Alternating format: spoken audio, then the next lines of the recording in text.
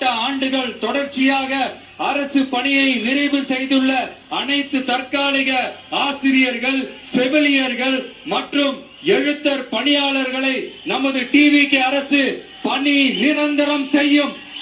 அனைத்து அரசு ஊழியர்களின் இடமாற்றங்களும் வெளிப்படையான மற்றும் கால வரையறைக்கு உட்பட்ட முறையில் நடைமுறைப்படுத்தப்படும். 4வது, காவலர்களின் அடிப்படை மாத ஊதியத்தை 18,200 ரூபாயிலிருந்து 25,000 ரூபாயாக நமது டிவிகே அரசு உயர்த்தும்.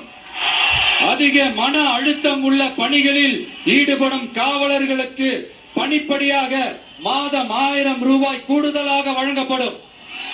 காவலர் நலன் மற்றும் பணி நிபந்தனைகள் சட்டத்தை, அதாவது police welfare and working conditions act, நமது டிவிகே அரசு இயற்றும்.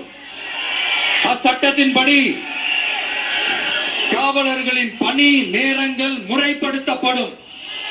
அதிக பணி சுமை கொண்ட காவலர்களுக்கு வாரத்திற்கு ஒரு சுழற்சி முறை விடுமுறையை உறுதி செய்யப்படும்.